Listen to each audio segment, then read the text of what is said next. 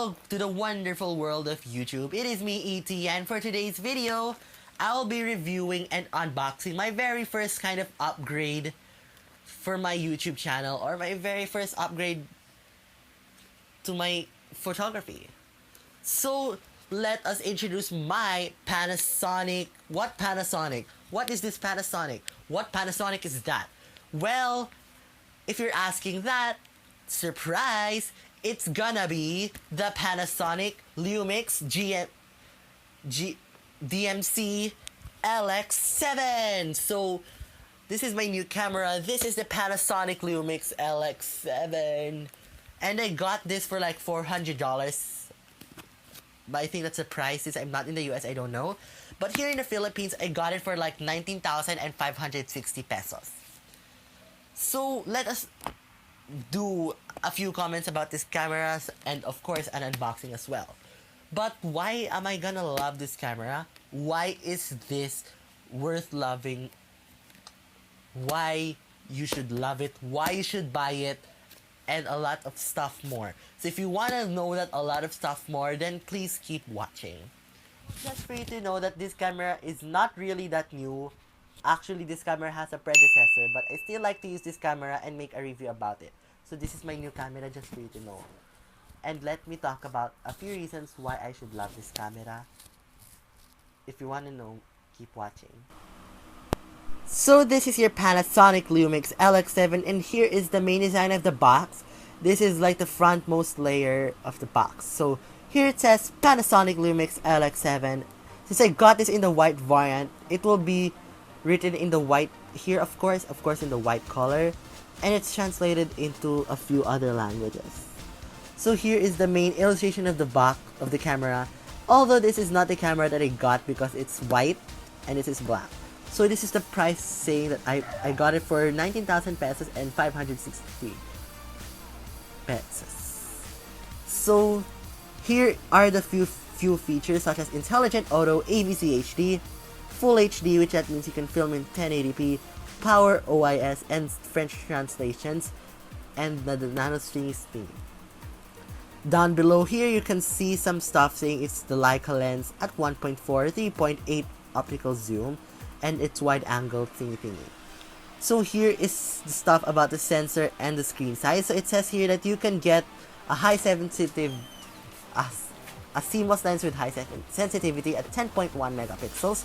Here is at 11 frames per second worth of burst shooting. You can get like 3 inches of an LCD in 920,000 dots. Here you have the light speed AF or light speed autofocus.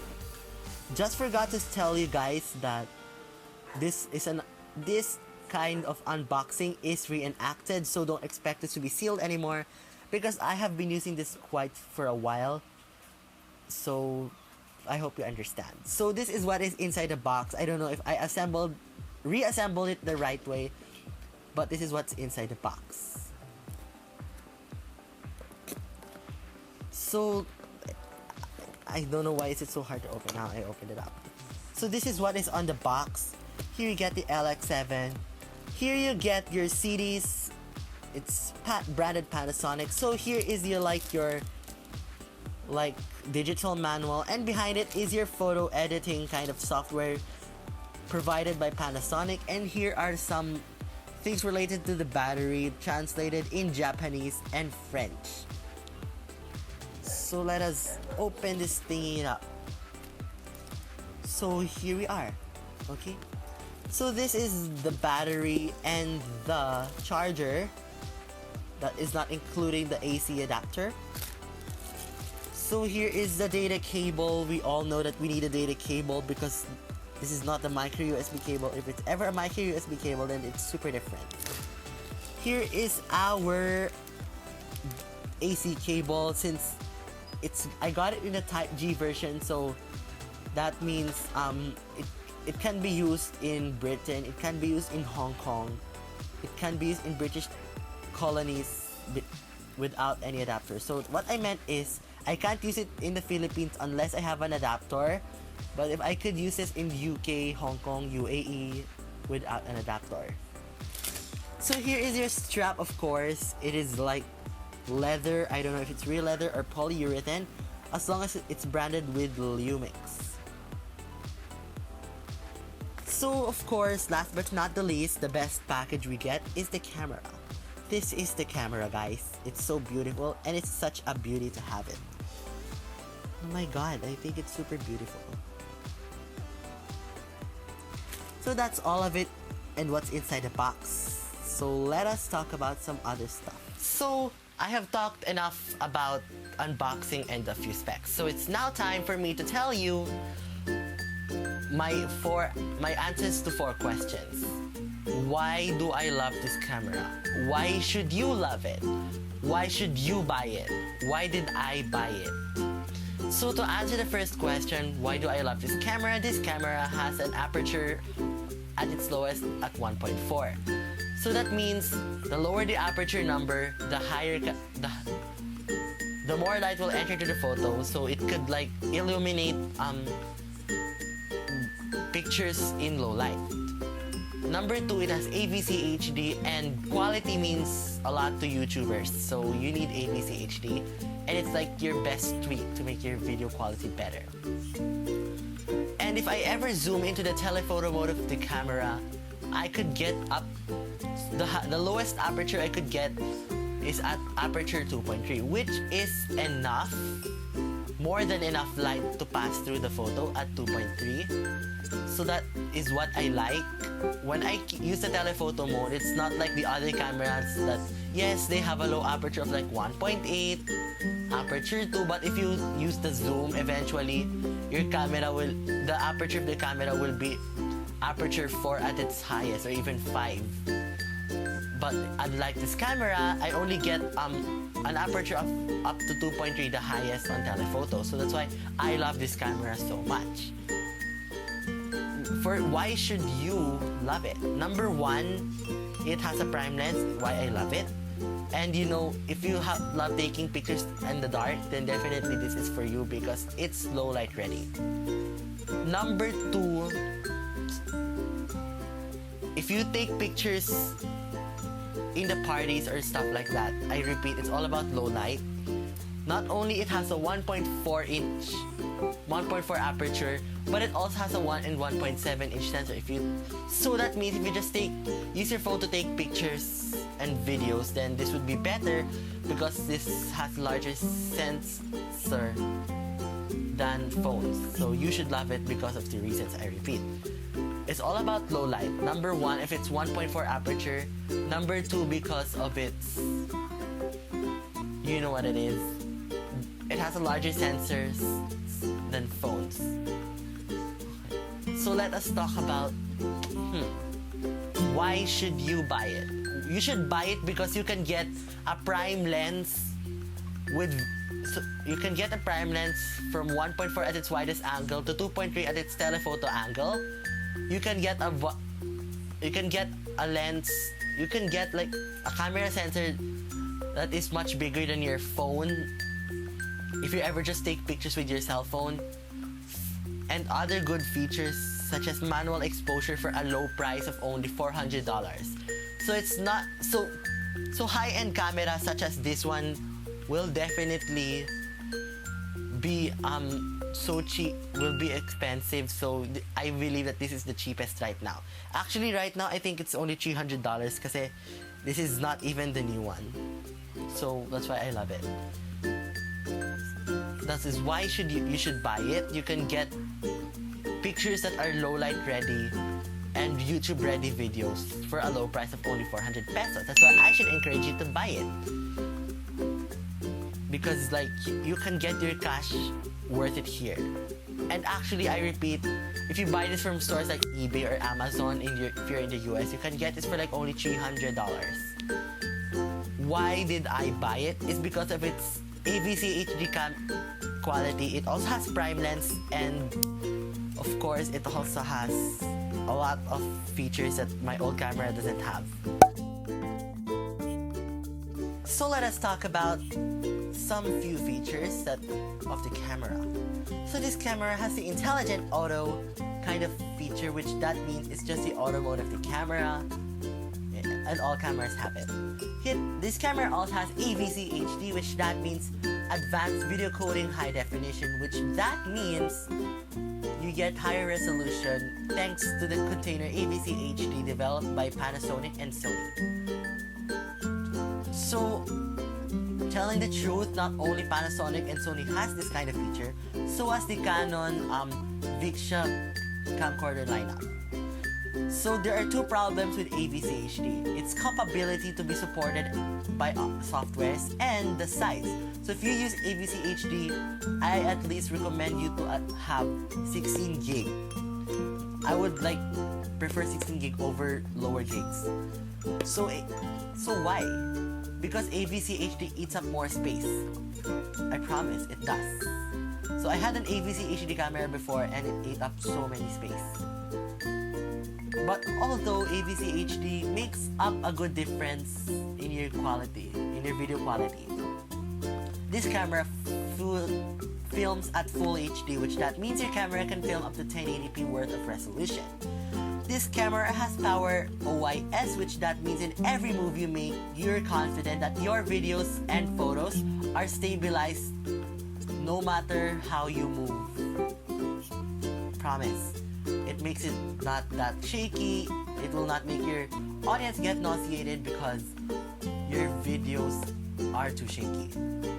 So let us talk about the lens. This has the Leica Daisy lens, which on its widest angle it has aperture of 1.4, but in its telephoto angle it has the aperture of 2.3. This camera can get up to 3.8 times of optical zoom. So you can get 3.8 times of optical zoom without having to compromise the quality, although the light will get compromised. Although not really compromised because its highest aperture is still low enough.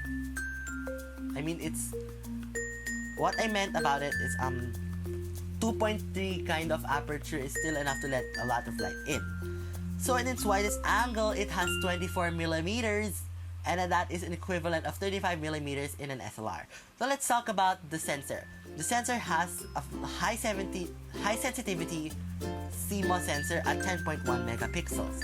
It takes 11 frames per second of burst shooting, so that means you can take smoother and clearer photos of running or moving objects.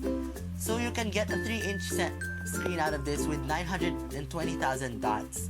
Light speed autofocus as well.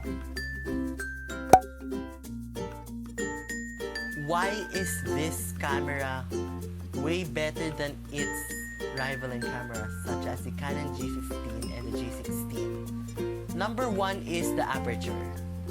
The aperture of the Lumix LX7 is 1.4, or the f-stop is 1.4, unlike the Canon G16 and the G15 only has a high aperture of 1.8, which in my opinion I think is a little bit inadequate for me. So that is one reason, is because of the aperture. Number two reason is because the Panasonic Lumix is cheaper. So here in the Philippines, you can get used items for a lower price. However, telling the truth, if I get this in the used variant, then definitely, since I got this in the used variant, so I got this for only 8,000 pesos. Actually, it's not 20,000, but if you get the brand new, you get 19,000. But since this is brand second hand or used, I only got this for 8,000. But if I get the G17, the G16 or the G15, then definitely, since I have researched it up, I would get I have to pay 16,000 pesos. So it's like buying a brand new of this, close to. So those are the two things to know about, that here in the Philippines, I could get this for a lower price. I got this for only 8,000 pesos for second hand, while you can get your G16 at 16,000 pesos. So this is cheaper here in the Philippines than the G16. So this camera is said to have good low light pictures. But whatever they're saying, are what? Are they lying? Is it true? Let us find out in my picture test and also my video test. So this camera also has a 1.4 kind of aperture, so it must be capable of that. So let us just listen and see for our eyes if this camera can really do low light pictures way better than the others.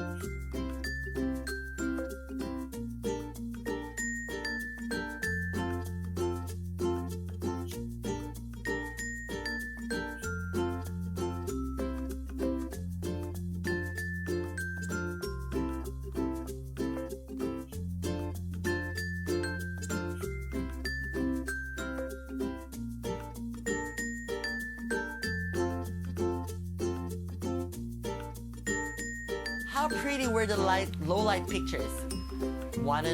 I want to know your opinions, so I hope you leave a comment down below.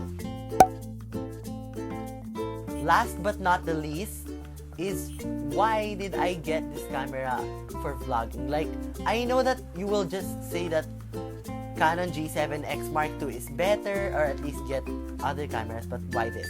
I like this camera because I think this is the only 1.4 aperture kind of point and shoot camera. So this camera is said to have good low light pictures. Let us go to conclusion. Which audience is this camera for, or which kinds of people does the camera aim for? So this camera aims for people who want low light ready pictures at a low price. It's also for people who want to experience professional picture taking at a very low price. This camera is not for people who want manual photo taking, people who don't want too complicated stuff in photography. But I would still recommend this to beginners who are just starting with their photography or videography journey. So that is it for this video. Thank you for watching. I hope you like and subscribe, and make sure to comment down below about your experiences with this so I could react to your story and I could share my stories as well.